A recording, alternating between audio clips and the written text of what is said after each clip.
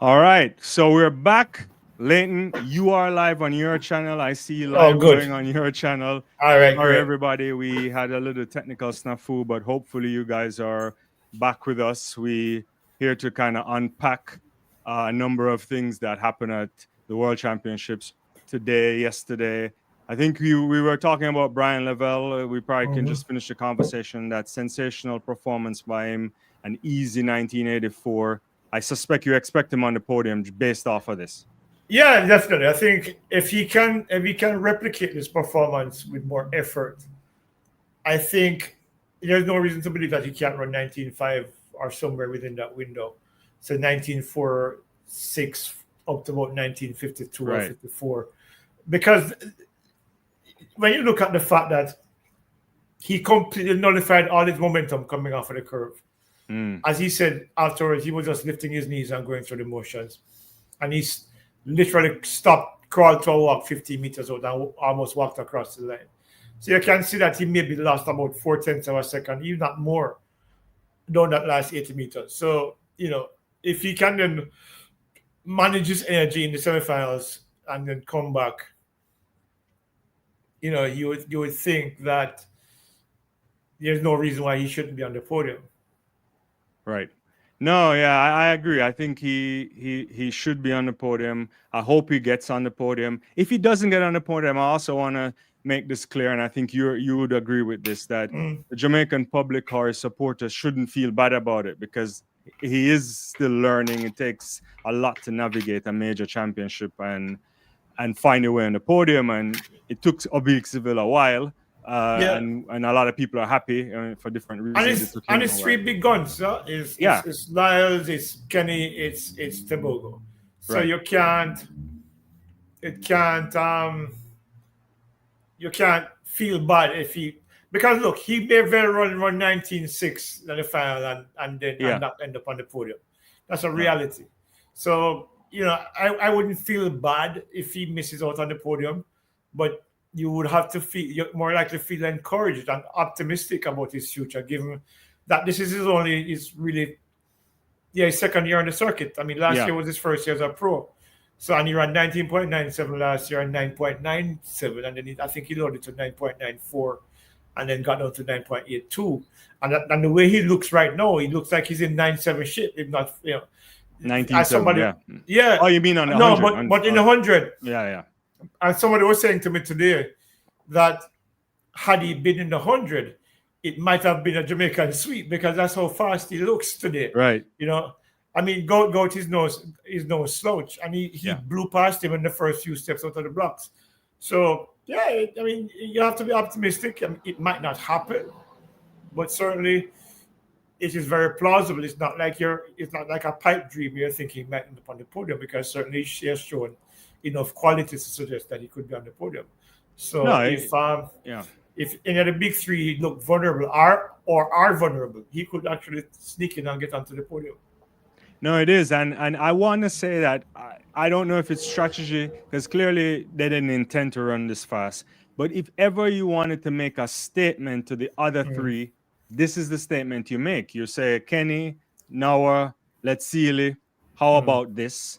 Yeah. You walk into the crowd in the call room. I suspect you won't hear that man was panicking in the back from Noah Lyles. Yeah, you You will know, he hear that. probably he won't be saying that. He probably has to keep everything. And so, yeah, lots of people coming in. Let me shout out some people on your channel first. Staying Alive is there. Marva Lloyd, Kimani, Andre. So, and on mine, Onika is in. A bunch of people are here. Uh, Brian says Shanika husband seems to have created a Godzilla. I don't For know real. yet, but yeah. I mean, look, 1979 with a 2.5 win, 1969, Yeah. and now 1984. He's not a fluke.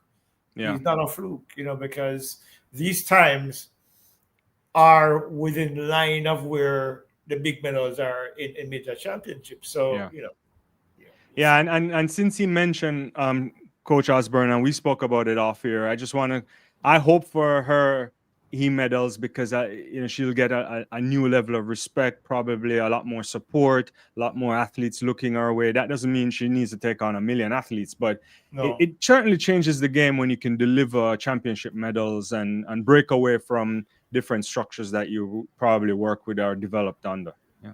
And especially in the way if it happens, especially in the way that it could happen, because if he runs 19.4, as I suggest that is possible, then she becomes a big name because the only Yeah. other person to have done that is Glenn Mills. Yeah. So in a Jamaican environment where we're still largely patriarchal, where we're thinking only men can do certain things. Yeah. Shaniki has quietly built. Look, she has already had a reputation in terms of the work that she's done with Elaine. Mm-hmm. But Elaine really didn't win anything under her direct tutelage. But now she has Brian, and she has Delano Kennedy. Mm-hmm. And Delano Kennedy ran well. He may not have made the final, but he certainly ran well. 44, 74, I think it was. So you're looking at a situation where she's gradually building a reputation as an elite coach. Mm-hmm. And so if Brand Level wins or is on the podium, her stock goes up significantly in Jamaica. And the fact that she has young Tiana Terrelong with her as well. If Tiana Terrelong comes along in another 2 years and starts to challenge the Clayton twins and the Brenda Listons, then Optimum track club suddenly becomes as big as MVP or racers in terms of the immediate space, not necessarily in terms of the legacy and the history, but in terms of rising to that level where Shaniki is now an option for athletes to pursue. Because one of the things that I know about her is that she's a very serious person. She is very smart. She is well read, because my information with her is that every single thing that Frano has done, she has studied. She has bought books, done the research, done the reading.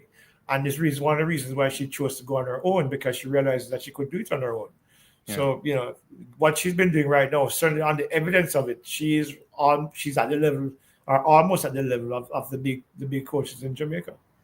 And you want that because the big two, and I guess if you add Coach Wilson and whoever else, they can't coach everybody else in the same space, right? And coaching, as you rightly know, and most people would know, is a process, right? And you have different spaces around the world, and people go there. And at some point, if your camp is too big and you don't have a team and the right resources, it becomes problematic. And you want to see generational shifts, and some of that is happening, but you want it to happen fast. Where at some point you could look back and you say, maybe someone can feel comfortable retiring, knowing that the landscape is in good hands, especially if you think from a nationalist perspective. Absolutely, because I just had a conversation just yesterday about a succession plan. Glenn Mills is 74 years old. Right. Stephen Francis is not getting any younger. He's been doing this for 30 odd years. Paul Francis similarly as well. And you mentioned Maurice Wilson, who, he's burdened with the responsibility of as an administrator at GC Foster College. Right. And then you have O'Keefe Stewart and a few others who are not yet established because they haven't yet won medals. Yeah. Sewell now has that because Orlando Bennett is on silver medalist at the World Championships. But other than that, you are looking at guys who are some of the other coaches who have not really set their legacies yet because they haven't produced medalists yet. They've trained athletes and brought them to a certain level, but they haven't gotten athletes on the podium at the highest level. So their credentials are not as, or their bona fides are not as great as Glenn Mills and Stephen Francis. So if Shaniki does this with Brian Level and he's on the podium, and if he, God forbid, he wins, it's a totally different ballgame because joins the pantheon. It's a different situation altogether.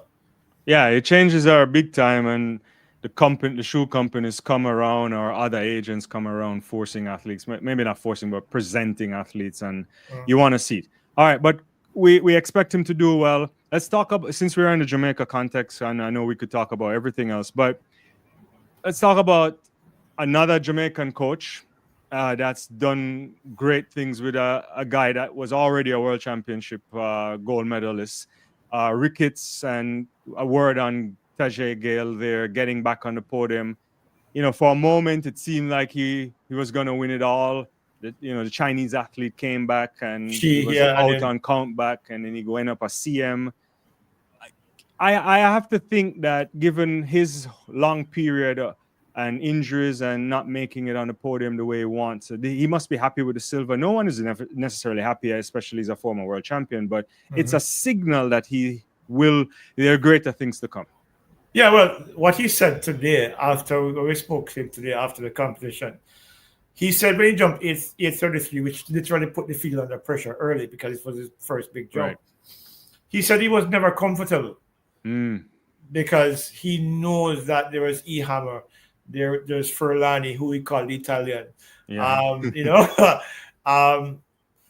So he always felt like the 8:34 that he subsequently jumped was not going to be enough. And it proved to be right because penultimate John Fernandez went on to 8:39.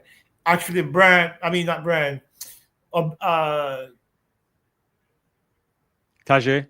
Tajay said that he was hoping to aim for 8:40 or something above that because he felt like that would be enough to win. And it turned out to be right because 8:39 was up one.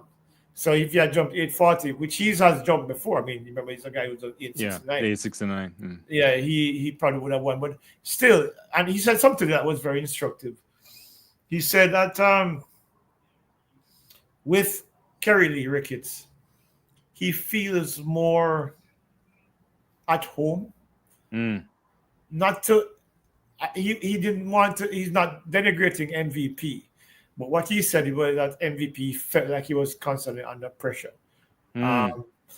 With Kerry Lee Ricketts, he feels like it feels more comfortable. It feels more like an environment in which he can thrive. And he said that because Shaniki works so hard, she sets an example of him to follow because he said every day he comes in to train, she's working hard, so he feels like he has to match that. And he feels good. So I think this could be the start of a second career for him, because remember after 2019, he had those issues with his knee and fell off for a long time, came back and won a bronze in Budapest in 2023, and then now left MVP and went over to Kerry Lee Ricketts last season, or this season actually. And then ends up with a silver medal and almost a gold medal. So I think he's, based on what he said today, he's in a good place. Yeah, you like to hear that. And, he's a jumper. So you want to be in a jumper's camp where a lot of people doing the same things. And the focus is on that as opposed to, sprinters take the limelight. I'm not saying that's what was happening, but it's harder to get distracted in an environment where everybody's focused on field events or something like that. Yeah. No, I feel good for him. When you start to look at his career now, if he can drop one, if he can be around for the Olympics, if he can get on the podium, he starts to look at a situation where you start saying, is he better than James Beckford?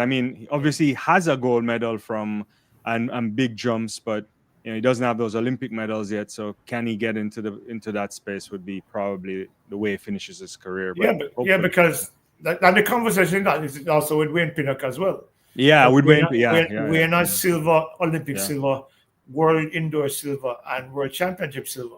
Yeah. So the way I argued it and the way I argue it is that the world championships are the pinnacle of track and field.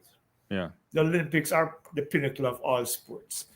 So the prestige is there. But in terms of the accomplishment, I think it's on par because the world championships are the pinnacle of track and field, and he's won at the pinnacle of track and field. Set a national record, was one of the best jumps in history. He's gone way past James Beckford.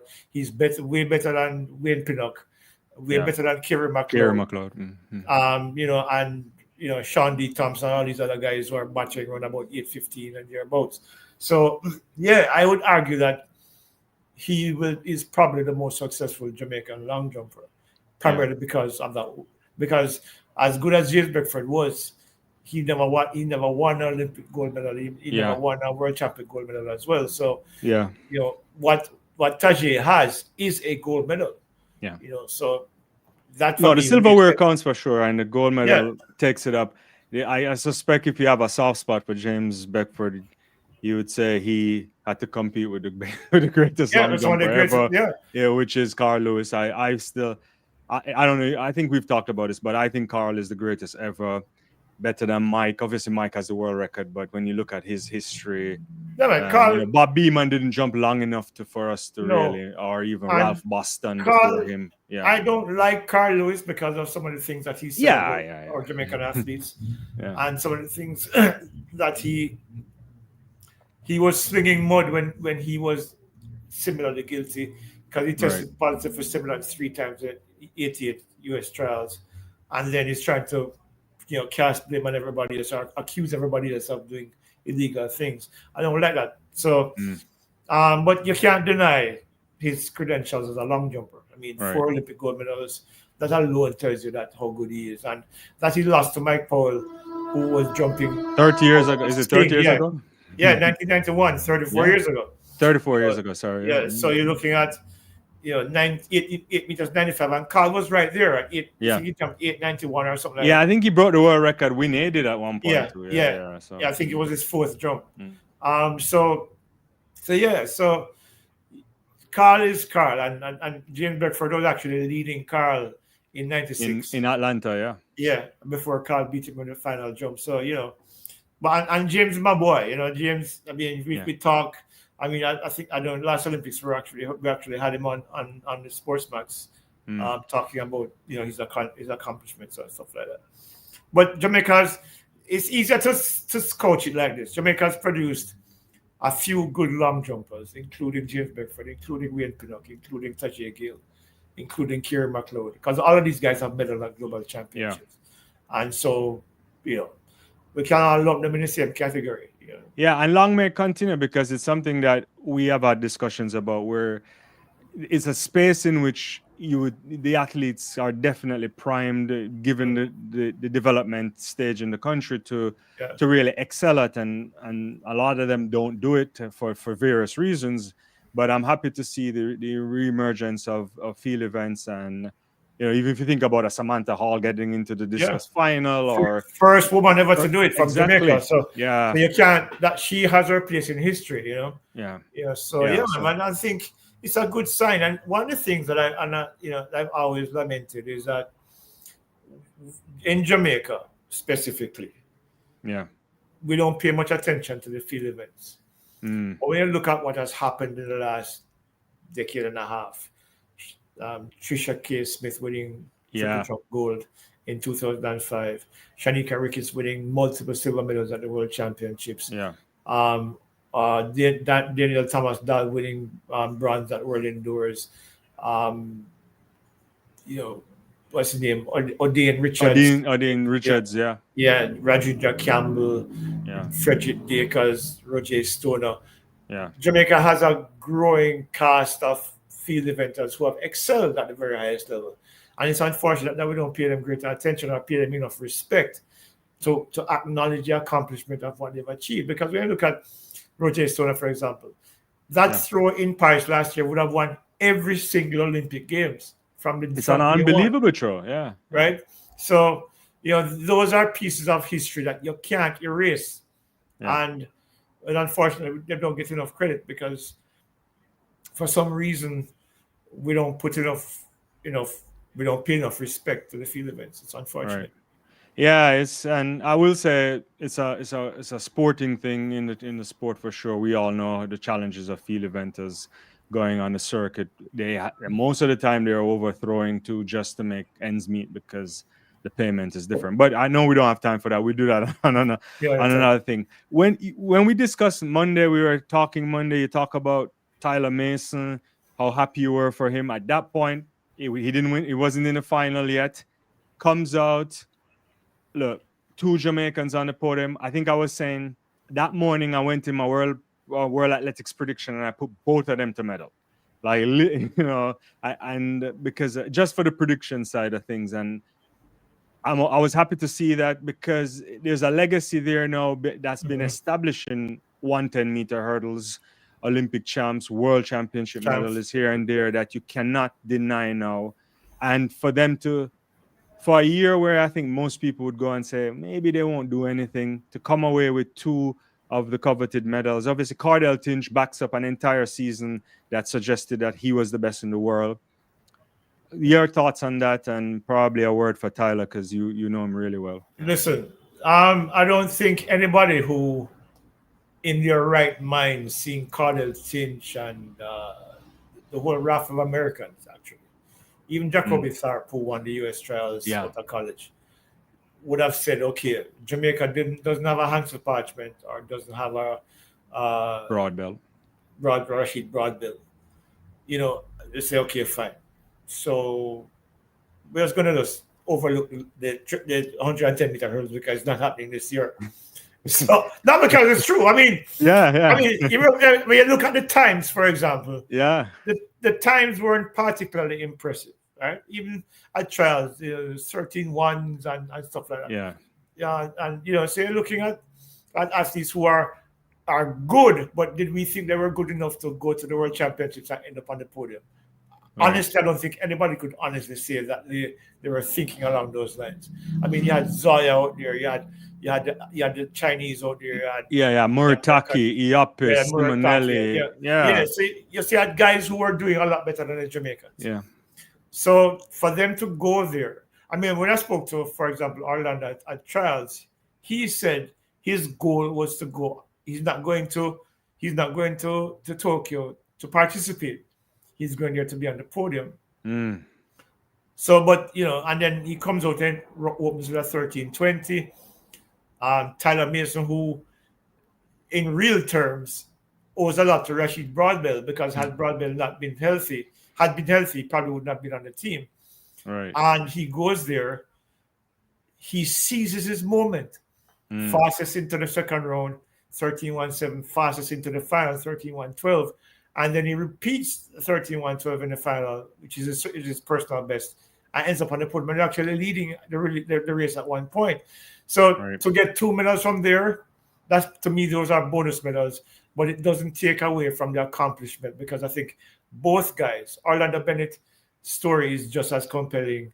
He was, you heard Warren Weir talk about the fact that when he tried to get onto the Calabar team, he was shunned because they didn't think he was good enough. And he went home and built a set of hurdles himself and practiced. Tyler Mason, world under-20 silver medalist, and then for the next 11 years goes through a nightmare experience of injuries and surgeries and psychological breakdowns in terms of the frustration of not being able to compete, missing out on the national team by the fractions of a second, like 2-3 years in a row. And he comes in here now, the first opportunity he gets, and he delivers. You can't say enough about it. I mean, it's really, really fantastic performance from both gentlemen. And I think it just adds to the legacy of Jamaica's sprint hurdlers. Now we have Ronald Levy, you have Hansel Parchment, you have Rashid Broadbell, you have Omar McLeod. These two guys now join that conversation.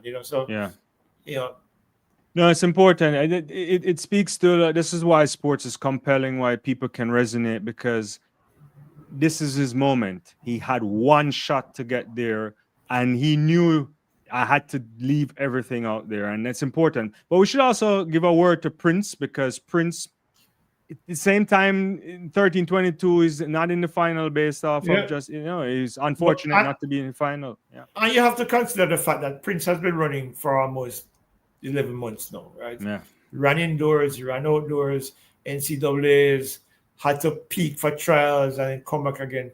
And you've seen the NCAA athletes fall by the wayside at these championships. Yeah.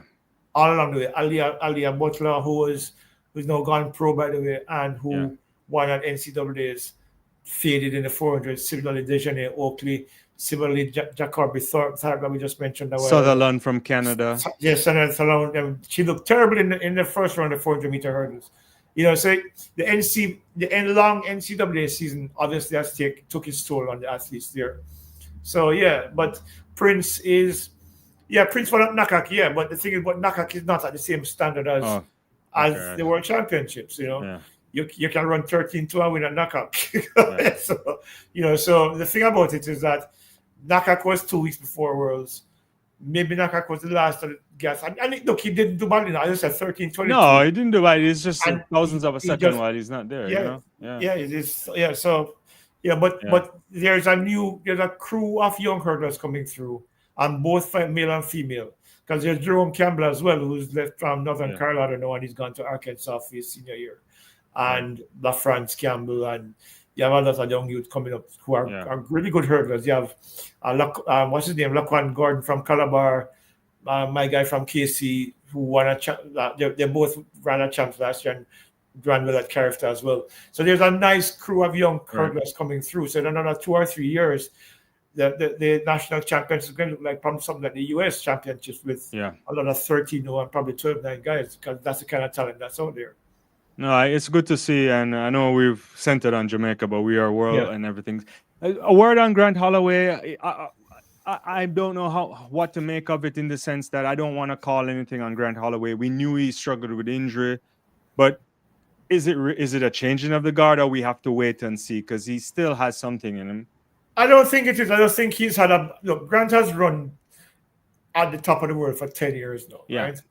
And there comes a time when your body breaks down. And I think that's just what happened to him this year. I think he'll be back, because you've seen this season, first 5 hurdles, he's fine. And then the last 5, he's dead. So something has clearly gone wrong that they need to work on in the offseason. Because when you see Grant Holloway finish at the back of the pack in a semifinal, you know that he's not close to being anywhere close to being his best. I think it's just a blip on the road, a bump on the road for him. I think he'll be back next year. And Grant is still young. I don't think and the hurdlers go way up. Sometimes hurdlers go way into their 30s, and Grant isn't close. Yeah, sometimes 36, 37, they could do it. Yeah. So, all right, so I just wanted to get your thoughts on that, because I think it's premature to say it's over on Grant and so on. Thanks everybody for joining. There's some people on your channel. We won't be doing a lot of comments today, just because Leighton has to go get work early in the morning, and we had a little snafu, so we just want to get through it. So your thoughts on everybody else in the 200? A quick snapshot on Adrian Carr, on Christopher Taylor. I think he did a PB, and then the women quickly. What you're specifically Sharika, in the sense that Adrian Carr ran well. I think the semifinals is at the end of the road for him. But he will have run well. Christopher Taylor similarly. Chris is just back from a 2-year suspension. Still a lot of work to do. Still has a lot of strength to improve upon. Still a lot of mechanics to improve upon. I think we'll see a better Chris Taylor next year. So, getting into the semifinal of the World Championships right now, I think is a good step forward for both of them. But from the women's side of things, Sharika didn't look bad at all today. I mean, she looked pretty decent. Similarly, Ashanti Moore didn't look bad at all either. But when you look at the field, Anavia Battle looked really good today, 24-7. Of course, Melissa Jefferson is clearly no favorite, especially since Julian Alfred is no longer there. But there are a bunch of women, like we've seen all year, there are a bunch of women who are right within this window. 22-1s. We saw Talu run 22-2 today. Yeah. Dina Smith looked decent. So there are a lot of girls. Actually, a lot of people who are in this little space where I think it's going to come down to execution, who wants it more, who is the hungriest for it, because Dina hasn't done anything in terms of a medal for a while. Anavia is trying to establish herself on the circuit, and she's been running well all year. Brittany Brown too as well. So there's a log jam of women who are looking for that spot on the podium.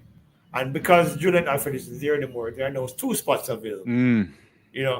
To me, Anavia Battle look like she's leading towards one of those spots, and then the rest are going to have to battle for the rest. But I think, based on what I saw from Sharika today, it looks like she still has a lot in store. And I think if she can get down to 21-8 or 21-9, I think she's on the podium. Ashanti Moore is very confident. 22-31 this year, and a 10.94 means that she's faster than ever before. Does that translate into her being able to run a 22-1 or 22-0? Which I think probably gets her on the podium. I guess the semifinals will prove that. But she didn't look bad in her heat, and she eased down significantly in the last 50 meters. So maybe she has that in her legs, and she's stronger, she's confident, and she's faster. So I think it's going to be a bang up to see who emerges from that group of women, right, who will get into the final, and then whether or not they can end up on the podium. Yeah, makes sense. So let's quickly go to 400-meter finals are tomorrow, right? So yesterday, insane stuff. First of all, what in the world was Sydney doing? I think, and are we gonna get? I have to say, are we gonna get a sub 48 this time? Because we never thought those times are normal. But with the three women, NASA, Sydney McLaughlin, and Paulina, are the conditions ripe for that? I think so. Sydney running 48.3 and then saying afterwards that she kind of shut it down for the last 30 meters. Tells me that she can run at least 48 flat. So I'm thinking that she probably runs somewhere between 47.9 and 48.0. I don't think she can get the world record. I think that's impossible. Yeah. The 47.60 is a bridge too far for anybody right now. Yeah. Maybe next year Sydney can go after it. Especially if she breaks 40, if she breaks 48 in the final tomorrow, then maybe she targets that going forward. Yeah. Paulina hasn't looked particularly great, but then at the Olympics last year, she didn't look particularly great in the semifinals either. And of course, NASA, who I think we're going to see a special race where there are probably three women under 48.5. And right now, it looks like Sydney is the person likely to win that. I remember I said it to you earlier when we said that could Sydney She's closer to her. To her and a lot of people are like, what are you talking about? So you're looking at that, and I think it's going to be an epic race unless somebody does not deliver on what they're showing now. But I think it's going to be an epic race, and I think the reality is, well, certainly from right now, it looks like Sydney wins it. And but NASA looks really good. Yeah, the comfort in which she's run two really solid times in the first round and of course semifinal. It's going to be a special race. I think it's going to be one of those races where people be talking about it for years. It is, and this first time I'm trying to remember if Paulina ever run a race out of lane 9, and so that's kind of it's going to be a wild setup for her to be out there and running blind. Yeah. But then Sydney has all of them in front of her. So she can see all of them. The thing about it is this. Wade Van Niekerk ran on the outside lane and ran our record. So maybe Paulina running blind gives her the opportunity to do something special again. It's a very intriguing setup. Yeah. And I think I think the other women in the race are going to suffer in a big way. No, you could come fifth and run 48.9 and look ordinary, and die. Yeah. So I don't know. Well, after I saw that run, I was like, do I change my predictions? Let's say I may have a different predictions on the betting situation versus what I said publicly, but it's one for the ages. It's good for the sport, and just to think that there are other women that could come into the mix. They're pushing boundaries on that, so that's good. So let's quickly talk about the 400 for men. It's going to be wild. Changing of there's none of the medalists from the Olympics are present in the sense that Hudson Smith didn't make the final. He didn't look good first. Initially, when we spoke about it, I didn't get to. I think he came to Tokyo late, but I think it's also because he was injured too, right? We saw him he was not at his best, and then there's no Quincy obviously, and your thoughts on this? I think, and hear me on this. Big boy. I think Botswana can sweep the medals. Yeah, I think so too. That said, Big Boy says he's going to come and run 43, right? He ran 44.38 in the first round, 44.04 in the semifinals. He's living up to what he said he was going to do. If he comes out tomorrow in 43, it might not even guarantee him a win. Yeah. It might not guarantee him a place on the podium because the three Botswanans look good. Jacori Patterson looks good. Nene looks incredibly good. So it could be a Botswana sweep, it could be an African sweep, or it could be anybody. Yeah, right it now. could But- be Patterson. It could Jareem Richards could find his 43.78. Yeah. It may not be good enough either. I Yeah. just don't know what are they doing in Botswana right now. We know the answer to that, but it's like interesting development from the 400 But to they've 800 been guys. building this team for a while, Yeah, I remember Isaac McQuarrie was the guy who was mentoring these guys. And now that he's retired, these guys, I think they were thinking that maybe an extra year before they came to the fore. But no, they're all here. they're here. They're all Kibinet here. Chappie, Epi, Endori, and we know Endori for a while. He was also injured early this season, so I took him out of the calculation, and clearly I was wrong. One thing I can tell you though, they're 4x4. I don't see them losing to anybody. I've already I think I predicted them to win. I think already, but now I'm wondering if the world record might be under threat. Well, it's not implausible. They're all fast enough. Yeah. All fast. Because you think about the world record, yeah, Johnson, you had Butch, and Valman was on it, and it's the other guy that was on that. Because it's the 93 world record and the 90. It wasn't Steve Blues on that? Huh? Quincy Watts, yeah. He was on that? I remember it was Quincy Watts, Because I know they had a one world record that got wiped out because of drugs, but the original one I'm trying to remember, Yeah, but the Botswana look good. It looks really good. And Nene ran the most comfortable 44.2 I've ever seen. Right. My life was out for an evening stroll. Yeah. I'm glad you brought that point up, because one of the things about Nene, we thought about, obviously he had that fastest time in the world up till the other day, but that was also done in conditions that was helpful to him. But for him to come back and he's this kind of control, any of those permutations that you mentioned could happen, Yeah, man. It's I'm hoping though for Rashid McDonald's case that if he runs 43 as he says he wants to do or intends to do, right, that he runs a 43 fast enough that will break his national record, because people said it was a fluke. It's a fluke. Well, I may be on record saying that too, but what? Yeah, but I changed my mind after he ran those low 44. So because he ran 44.03 a few years ago, like 2 or 3 years so I changed ago. my mind on it. But now he's back, and he's gone faster every round. And when we spoke to him, in his own way, he said that he's aiming to win the thing. Yeah. So does he run 43.5 or 43.7? Or because he looks I can tell Herb McKinley, George Roden, Arthur Wint, Les Lang, they would be happy if you were to do that. They'll be smiling someplace. Yeah. So it's gonna. I think it's in many ways it's an open risk, because I think when you look at the times that all of these guys are running coming in, and assuming that not everybody's going to replicate the times that they're running in the semifinals or anything. Yeah. That we could see something similar to Paris last year, where you have probably 4 or 5 guys running 43. It's not implausible that that's going to happen or could happen. Yeah. No, it is. You want to talk about the steeplechase now on the 1500? Because we could do that, unless you want to say anything about 800 meters or whatever. But I mean, the steeplechase. Look, yesterday, I never thought anybody could outrun, El Bakali on a tactical race. I know that if it's on the circuit, it could be a thing. But the fact that he didn't win that was interesting. But today,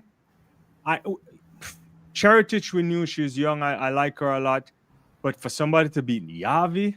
No, but she's beaten Yavi 3 times. This is the third time. But not in a championship. You know what I'm saying? It's listen, Yavi had to have opened up a gap on her. Yeah. For her to run her down. But she couldn't shake her at all. Yeah. And I was in the studio when Casey Graham was saying, Yavi looks like she. I said, are you out of your mind? I said, what's heritage now?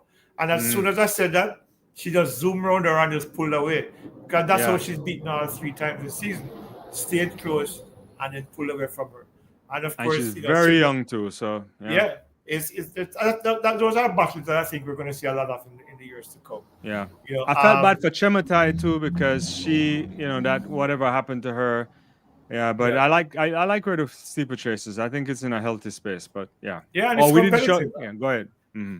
No, man, finish your point. Yeah, I was going to switch it to something else, but I thought it was good championship record. What can you say? Yeah. The Kenyans though are outperforming, I think, in the distances here this year. Even in the marathon, I didn't have Paris Chepchircher winning, but even though she should, we should expect her to be there, but they've been doing really good. Obviously, Beatrice Chabet yesterday, Faith Kipiegan. It's a foregone conclusion there. But Faith is Faith, huh? Yeah, but to get another Kenyan on the podium as well, 1-3 for them. Jessica Hull, it was beautiful to watch. Yeah. Yeah, man, absolutely amazing. And of course, to cap it off today with Nada running on from the outside and winning that 1500. Boss, man, Who saw that coming? Listen, I'm talking about I can't see the goosebumps. Yeah. That was a feeling I had today. That was an epic clash. So and it's a pity as well that a lot of people who in the Caribbean don't celebrate those events as much as the sprints do, because those races are just as thrilling, just as exciting, and the tactics are amazing. So it's crazy. No, it was a big run. I want to say shout out to Jake Whiteman, because I didn't put him on the podium. Earlier this year, I talked to some guys in Britain, and they're like, Jake is trying to come back, but he's just hit and miss with the injuries. Obviously, something happened to Josh. Feel bad for him there. Yeah. But I thought Lars would have been there, and he got out kick. And that's something that was not happening on the circuit this season. And then obviously the kid Chariot there, the younger one, getting on the podium. It's amazing. And we've lost a lot of people in the 15 this year. Obviously, Jakob, I didn't have much expectations, but Haka gets disqualified for jostling, and Marcus saying this where he ends up coming fifth or sixth or something there after. No, I think Lars missed time. I think Lars mistimed his run. Yeah. I think he probably thought he had more energy than he had, and I think he went a little too. Is it a little too early? Probably. Because then he got run down again because he ran out of steam. So I don't know. With these events, it all depends, because sometimes you feel good, and sometimes you don't feel as good in a race, and you probably think that the feeling is some kind of illusion or something. Yeah. And then you try it and you realize that your body's not responding. So I don't know. But No, I think you're making a good point. This is the thing and when people say they don't appreciate, you want more people to appreciate. Like when you're on the circuit, there are paces, there's the wave light. When you're training, someone might tell you something, but to feel the race, sometimes they're guessing like, is the pace too slow? It feel a little bit slow, but I'm not sure. This guy usually is behind me, or this woman, and then they make a move and it's a problem. And that's the kind of jeopardy there. That's why it's easier sometimes, it's harder to predict the distance event sometimes based off of what you see on the circuit, because it's interesting. You got 800 meter semi tomorrow. Oh yeah, go ahead. You say no, 800 semi. Who's in that semi again? I can put it up in a second, but we have. I was surprised the Jamaican guy made it through, right? But Roban didn't. Yeah, Roban, I think it was disappointing for me because he led. Yeah. When he ran at knockout, he ran with a rabbit, I think it was. Yeah. And I think he probably misjudged his pacing, because when you're up against a field, the quality of the field that he was up against, if you're going to stretch the field, you're going to have to actually stretch them. Right. You can't lead them by a step or two. But I think Navaski was comfortable in 144.78 to finish third in his seat. Yeah. Tyree still made it run a 145, but he got boxed in for a while. I think that actually cost him some time there. But both of them said that they're ready to run even faster. As I told you, I spoke to Doug Case a few weeks ago about Tyree Steele, about the work that they did, the speed work that they did. but that to get him ready for these championships. And so I think if he comes out in the semifinal and doesn't run another 143, I think he'll be disappointed. Yeah. And based on how Navaski looked, I think he can probably get his personal best is 144.18. I think he can probably get back close to there, if not a little bit faster. But he looked pretty strong in closing in his heat there. So I'm just hoping that most of them can run well, because I think, we talk about Seymour Newton, we talk about Neville Mighton, who are the forerunners to these guys. And for 30 and 40 odd years, their standard held. Now these guys are setting a new standard. The first Navaski first under 145, Tyree still first under 144. 44. And they're now leading a new charge. And I think you and I had this discussion before. There are a lot of Jamaican kids right now who are 49 second 400 meter runners who will never get faster than that. Just step up to the 8, do the work, run the 70 miles a week that you need, do the strength work, do the speed work that you need to do. And you could become a world-class 800 meter runner. But you're not going to run 49 and get anywhere these days in a 400. So not why even not in hurdles? So that's even hurdles for real. So the situation is that some of these guys should be encouraged or incentivized to run the 800, because if you can split 49 and come back in a negative split and like say maybe say 53, you can run a decent time in an 800 and then build on it from there. So you can earn a living, because the 800 to 15, those events are respectable events on the circuit. A lot of meets prioritize that to Diamond League, Continental Tour, wherever you go, and people like those distance events. So you should get into that. I like you. I hope they can run their PB tomorrow or very close to it. Even if they run a PB, they're not making it in the final. We just have to be realistic. You're looking at heat number 1 as a wrap in it. It's just, it has Sajati. Come on, Ben Patterson. There's a bunch of 142 and 140, low guys, and 143 low guys there, and 42 lows. You can't make it out of that. I think Anderson's in the heat with Masalele, Bryce Hopper, Wanyoni. It's the class is different, but it's crazy. Did somebody mention something at the top about Fred going to? Oh yeah, so there's questions on both channels about Fred Curley signing up for the enhanced games. I think it's a mistake. Fred needs to. Well, I don't know. Fred is a very nice way of saying it, Leighton. Mistake. Fred he's an enigma. Fred was a solid 400 meter runner. Stepped down to the 100 and 200. Did fairly well. Won a world title. But then his personal life tends to bleed over into his professional life. Right. And it's a mess. I just think he needs to step away for a while and reset. Unless he sees where he doesn't have much of a future left in as a sprinter in the USA, because the young guys coming through with the 400, the Nolas and the Kennys and the Anthonys in the 100, that makes it difficult for him to get back on the team or something. And he's thinking, maybe I need to move on to a different phase of my life. But no, the enhanced games, boss. I mean, there has to be better decision making when it comes to your career. Yeah. He's 30. I still think he could do something. I honestly think even if Fred decided to step down and back to step back up to the 400 meters, he'll be competitive. He probably could make the US team. I suspect he wouldn't want to do the kind of work for that, but he could. Yeah, it's crazy. I don't know. I think I like you. I think the whole idea of this enhanced game thing is just absolute nonsense. Yeah, and it encourages behavior that I don't think anybody wants to see in sport. Right.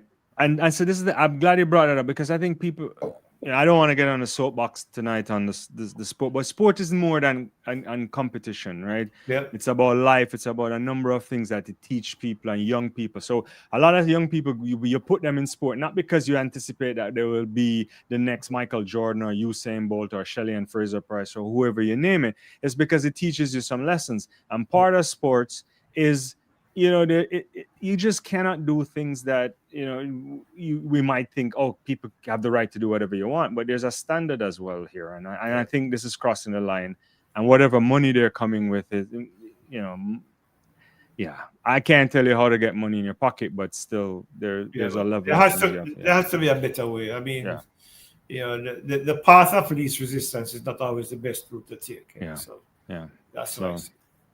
I don't know, yeah.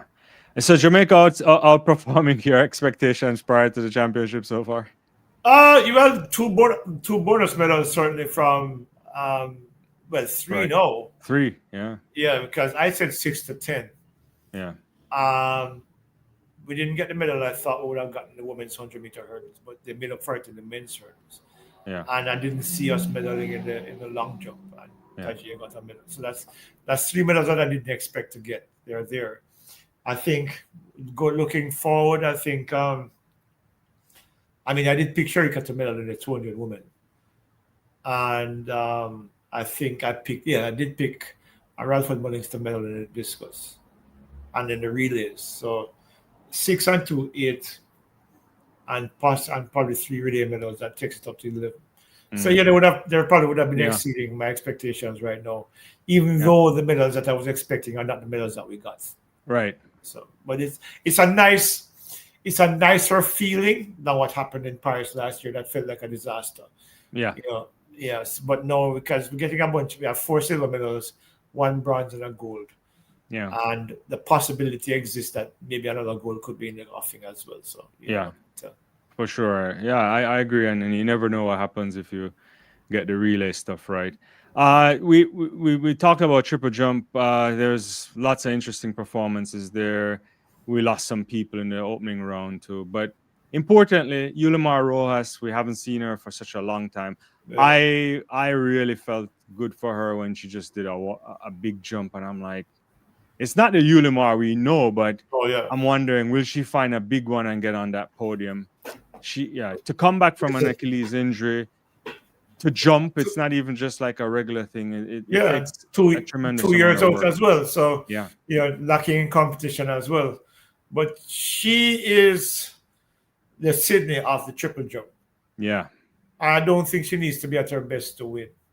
mm, Yeah, I mean we've seen Perez Hernandez jump 14.90 this year. We've yeah, seen Povia jump 14.80, I think. Sh- Ciala found 14.60 just before the championships. yeah, Um, I worry about Shanika Ricketts because she doesn't look like Shanika. Um, Normally leading into our championships, Shanika would be jumping like 14.8s or 14.9s by now. She's her last there's 3 competitions before this was all 14.30 and under. mm, And she said to us when I spoke to her yesterday, or yesterday, was the day before yesterday, whenever it was, earlier this week, she said she's confident of doing well. What does well mean? She's going to have to jump somewhere close to 14.90 to be on the podium. yeah, Because I feel that Ross is going to jump 14.90. I mean, the first jump was it 14.60? What was it? I don't yeah. know. Was it 1440 or something like that? I have to look at Yeah, it 14.40 again. something, yeah. Yeah, So once she gets a few jumps under her belt, I think she's going to go far out. Not necessarily the 15.74 and the 15.50 that usually jump, but I think it's not implausible to believe that she gets above 14.90 or 15.15 a little bit, which then puts her on the podium and the gold medal again. I mean, Perez Hernandez and Povia obviously they've been dominating all year, yeah. but when the goat comes in, at 80%, I mean you're still her 80% You is have better to than watch, everybody. you know. Yeah. I think So I her think return was more like a Ryan Krauser so far. Obviously, she hasn't yeah, won a medal or one, as opposed to a Jacobs return not making it yeah. out of the 1500 meters. But yeah, Yeah, yeah, man, it's gonna be. I think it's funny. I think the Cubans and Ross are gonna be on the podium. That's how I see it. yeah, yeah. I think that might happen. We'll see. You know, you never know. It takes one big jump, and we know Tia Lafon could go up, give you a Yeah. 15-meter jump if necessary, but she's been coming back from different injury stuff. And likewise, Ricketts may come out there and threaten early. You just need one, so we'll see. Yeah, see one big jump. Yeah. And I suspect that if she can find the rhythm and hit a big jump early, it might then give her the confidence to then come back and produce another few big jumps that will put her in contention for a medal. So I don't know, we'll keep our fingers crossed. But right now, based on the evidence of what we're seeing, it's not looking particularly positive. Yeah. But we can only hope that things turn around tomorrow. And there's one Caribbean man that I never thought much about this year, and that's Anderson Peters. When I was thinking about the lineup, I had Weber winning with ease, Chopra, but the guy goes and throw a 89.53 today. Does that change your calculus in any mind in terms of where the medals may end up going? The javelin. He's going to have to do it again. That's a big thing. Yeah. Anderson had that unfortunate situation where after the World Championships where he was mugged and beaten up down in internet. And he for up to this point he hasn't been the 90-meter thrower that he was consistently back then, or 89 and 88-meter thrower back then. But if he's found it back now, that big throw for him could be the turning point. Yeah. And if it is the turning point, then he's not like he's not done it before. He knows what it takes to win. Yeah. So it's possible. And I know I've been throwing well all year, throwing 91. 90s. Yeah, he's consistently over 90s, maybe on 4 occasions or something. I have to check. Yeah, but it's a lot. If Anderson pops out at 89, who knows? It's one of those. The javelin is one of those things where surprises don't surprise you anymore. Especially the last few years. Yeah. So who knows? Anderson comes out and throws another 89 or throws a 90. He's in the mix. Yeah, he's in the mix. I think Chopper is always in the mix. The Nadim guy can be in the mix. It's just that he doesn't throw enough for you to feel anything, but then he shows up at the Olympics and he will win or gets a silver medal or something like that.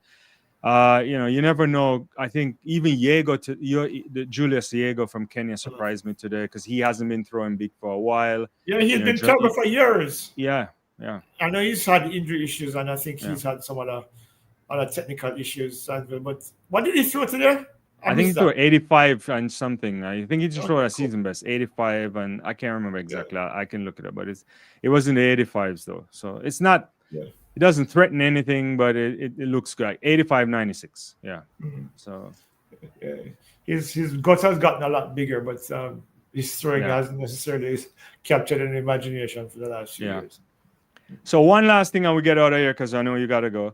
The 400-meter hurdles, women and men, I thought Femke looked really comfortable, made Delilah not look so comfortable, but I still feel Delilah is okay. I like what I saw from Anna Cockrell. I saw enough to say she could still be on the podium.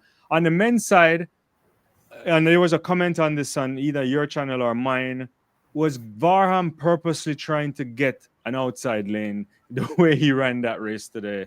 I don't know if that's the case. He doesn't like, he likes a particular lane, but he likes lane 7. Huh? Yeah, because I saw that today. I was wondering myself because he eased down, and he did it in the first round too. He eased down and got past, which is something that is unusual for him, for me. Yeah. So maybe he's conservative because he intends to probably save everything for the final because he knows that Ray is running really, really well, and Dos Santos doesn't look positively good. So I don't know if that's an issue for him, but certainly Samba looks good. And Nathaniel Ezekiel looks pretty good as well. So maybe these guys are back in the mix and makes it a lot more interesting as well. Yeah. But Carson, maybe it's a gamble that he took and hoping to get lane 7 because he's not in Norway where he can command lane 7. Yeah. So maybe he's trying to strategically get himself on the outside lane there. But I don't know if that strategy that works because since he didn't win his heat, then he's at the mercy of the selection. In terms of, it didn't work because I think he has lane 4 for the final. So yes, there you go. Yeah, but that's not a bad lane though to get. Lane 4 isn't terrible. It's not like you got 2 but I know he likes lane 7, so that's where he likes to run from. So maybe that's a strategy that backfired on him, because I don't know why. You usually get the sense from him that he likes to win his heats. Yeah. But these last 2 times he hasn't, and it suggests that maybe there is some motive behind that clearly didn't work. We'll see. We'll see. I mean, I hope it's not. I hope it's strategy than anything else, because I pick him to win this year because he looked really good coming in, but you never know. And and I think Gianna Woodruff was really good too in terms of he was surprising for me too. Yeah, but I think for the women, I think that the podium is Femke, Cockrell, and Mohammed. Dalila. Yeah, that's how I have it too. Yeah, that's my 3 for the podium. Yeah. For the men, I don't know if something went wrong with DeSantos, but I watched him in the semifinal, and he didn't look like the kind of Alison DeSantos that you saw earlier in the season. I don't know if he suffered an injury or something. But it would not be out of the realm of possibility for Ezekiel or Samba to factor in the final, in terms of getting onto the podium, because I think Ray Benjamin looks really, really good. Yeah. I mean, he looks really fast. I would be surprised if he goes 45-2. I mean, that's a 45-2. 46-2. Yeah, no, man. When I say 45-2, I mean 45 as well as. As well as VAR. Okay. I was like 45-2 then. No, 45-2. No, not that crazy. That's sleepy either. Yeah, but I think I get the feeling though that he wins it. Honestly, I mean, when we spoke, when we spoke earlier, it was a couple of lives ago, where I said I felt like Varhom was going to win it, based on the 46-28 that he's run so far this year and how comfortably doing it. But Ray has run 46-17, I think, this season. Yeah, and he's continued to look good. So the program that Jonah here probably has him ready to run maybe 45. No, I mean, and he's also conservative on the circuit this year too. Yeah. So maybe that's the plan. Maybe he challenges the world record this year. Yeah, it's interesting. I changed my on the prediction guessing game thing. I put Samba ahead of Dos Santos, even though obviously initially my prediction was Varham, Benjamin, and then Dos Santos, but now I have Samba just because I don't know what I think something is wrong with Dos Santos. I think he's injured, but I'm still not sure if Benjamin would beat Varham, but based on if we were to go by semifinal run, I think Benjamin, you would rightly want to put Benjamin there. Yeah, I think unless Varham is saving something special for the final, I think right now Ray looks like he's the one who's gonna cut the gold medal there to go with the Olympic gold medal last year. I think it's gonna be. What I do know is going to be wild, because I think there are about 5 guys going to be that mix, and I think each of them, their performance will impact on each other. At least up to the first 8 hurdles. So we could probably see Ray and Varhom ahead, and then the next phase of guys is like 3 or 4 guys closely matched coming over the last 2 hurdles. Yeah. No, because I think even Samba and the Nigerian guy are in kind of similar category, and if Dos Santos was Dos Santos, he would be closer to the big 3. But we'll see. Yeah, he would be in the big 3, but we'll see. All right. What do I think about? What was the lane draw? So he's in lane 8. Yeah. Yeah. So Toboga is in 6, Lindsay 7, 8 for Level, Gout in 4, Blake in 2, Zeze in 3. And the Swiss guy is in 9th. I don't think it hurts him. Yeah, I don't think it's a problem. Plus on a 9-lane, 9-lane track too. So once he sticks to his race model, and if he comes off the curve before anybody else, which I think he will, then he can gauge where everybody else is and then pushes home. And depending on how far ahead he is, he might just decide to shut it down and save something for the final as well. So I don't think lineage hurts him at all. Right. Yeah, no, I think he'll be fine. And given the form that he's in right now, I mean, I'm not really worried, right? Yeah. I don't think so. Yeah. I think he'll be fine. Right. I'm keeping my fingers crossed that all goes well for him, because if it does, then it's a new era for Jamaica's 200-meter runners, because since both, we haven't seen somebody as outstanding as Brian Devlin. Yeah, no, and it's good to see. All right, Leighton, we're gonna call it because I don't want to spend more time than you need to spend time. Because I need to get some sleep. Get some rest, guys. Again, sorry we didn't get a chance to engage as much as your comments, but we know you understand. We'll get to them at another time. We might be back again live tomorrow. I'm not counting for Leighton. I might be on, but I check him and see. Yeah, if I'm there, tomorrow is Thursday, right? Yeah. Friday is the day when they have 2 sessions again. Yeah, right? Friday they'll have 2 sessions Friday night. Yeah. What I'll do is that I'll try, if I let you know early if I'm available tomorrow, we can probably do something tomorrow. All right. I think it's gonna be a big day tomorrow. So we'll probably do something if I can, if I'm not too bushed. Well, don't pressure him. We're not pressuring him, so we'll see. But anyway, we'll let you go. And thanks everybody for joining. Please subscribe to Leighton's channel. It's running across the screen. And give me a subscribe to like the videos, and we'll see you next time. Yep. Take it easy, guys. Have a good night.